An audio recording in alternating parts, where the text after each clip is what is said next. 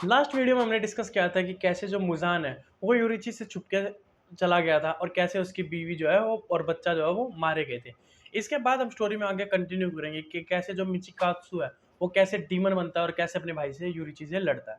जैसा कि हमने अपने देखा था कि यूरिची के चेहरे पे एक मार्क था, वैसा ही जो मार्क है अब काफी लोग जो है वो उसको अनलॉक कर रहे हैं। जी हाँ, ये जो मार्क था यूरिची को बर्थ से मिला था, लेकिन अब काफी जो लोग हैं वो इसको अनलॉक भी कर सकते हैं और मिचिकात्सु भी इस चीज को अनलॉक करता है। लेकिन इसके अलावा हमें एक और चीज़ रिवील की जाती है कि जो भी इस मार्क को रिवील करता है या अनलॉक करता है, उसकी लाइफ सिर्फ 25 ईयर्स तक रहेगी। इस चीज़ को नोट कीजिएगा, ये काफ़ी इंपॉर्टेंट चीज़ है कि 25 साल के बाद जो है वो मर जाएगा।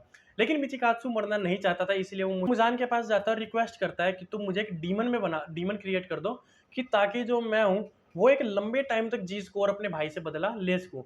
और मिचिकात्सु इसी के बीच एक डीमन बन जाता है और डीमन बनने के बाद उसका नाम हो जाता है कोको शिवा। बाकी इसकी भी प्रोनाउंसिएशन देख लीजिएगा, थोड़ी ऊपर नीचे होगी।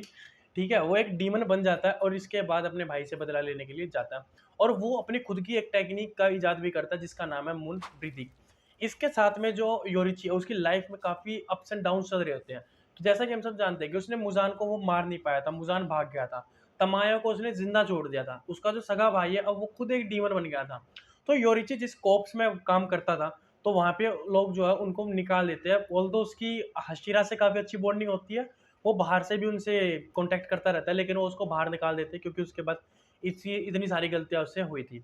इसी के बाद हमें इंट्रोड्यूस की जाती है कमाडो फैमिली, जहाँ पे योरिची जाके रहता है और वहाँ पे योकोच्चू नाम की एक लेडी से वो जाके मिलता है जो एक बच्चे को जन्म आगे देने वाली थी। योकोच्चू उससे काफ़ी बार कहती है कि तुम मुझे अपनी जो आपकी टेक्निक है वो मुझे दिखाओ।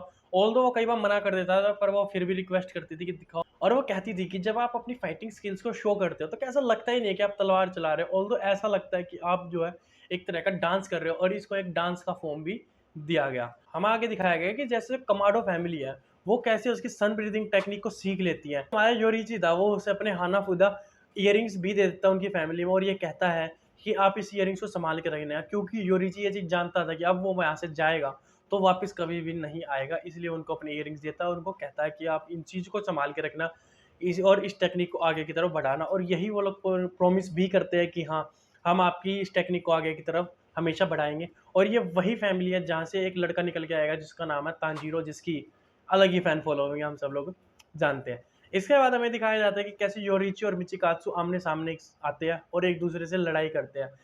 ऑल्दो जो मिचिकात्सु था वो उसे देख के काफ़ी ज़्यादा शॉक था, क्योंकि मैंने आपको बताया था कि जिसके चेहरे पे वो मार्क होता है वो सिर्फ 25 साल तक जीता है। लेकिन यहाँ पे योरिची जो है वो एक ओल्ड एज मैन हो चुका था। उसकी जो उम्र है वो ऑलमोस्ट 80 साल हो चुकी थी और जो योरिची है वो ये देख के काफ़ी ज़्यादा दुखी होता है अंदर से कि उसने अपनी माँ को खो दिया, अपनी बीवी को खो दिया, पिता के साथ तो उसके अच्छे रिलेशन थे ही नहीं, जिस फैमिली से मिला उसको छोड़ दिया। एक ले देगा उसका एक भाई बचा था और वो भी अब एक डीमन बन चुका है। वो रोते हुए एक हमला करता है और मिचिकात्सुको पे हमला कर देता है। ऑल्दो उसकी उम्र हो चुकी थी, उसकी स्पीड अभी भी उतनी की उतनी थी, लेकिन मिचिकात्सु पे एक डीमन बन चुका था और एक एज वाला फैक्टर कहीं न कहीं तो आता ही है, इसलिए मिचिकात्सु जो मरता नहीं है पर बुरी तरह से घायल हो जाता है। मिचिकात्सु जो एक हमले के बाद संभलता है और अपना हमला कर देता है योरिची के ऊपर, योरिची को वहीं पे मार देता है। जब वो हमला करता है तो वो देखता है कि जो फ्लूट मिचिकात्सु ने योरिची को बचपन में दी थी, जिसके बारे में हमने फर्स्ट वीडियो में डिस्कस किया था, वो फ्लूट भी बीच में से कट जाती है और जो फ्लूट जिसमें रहती है वो भी किमोनो के कपड़े से बना होता है और वो बेसिकली किमोनो होता है उसकी बीवी का। जिसमें हमें ये दिखाया गया था कि कैसे वो अपने जीवन में अपने रिश्तों को कितनी ज़्यादा इंपॉर्टेंस देता था। वो भाई जो इससे नफ़रत करता था, उसकी दी हुई फ्लूट उसने अभी तक सँभाल के रखी।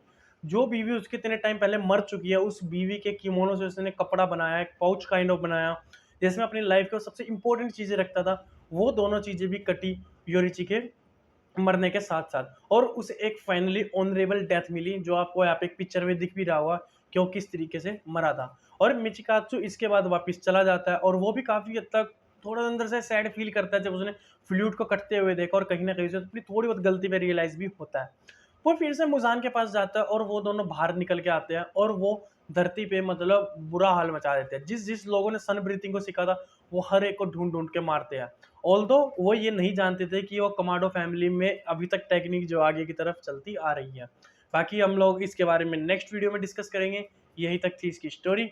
बाकी अगर आपको वीडियो पसंद आई तो वीडियो को लाइक और चैनल को सब्सक्राइब कर दें। Till then bye bye.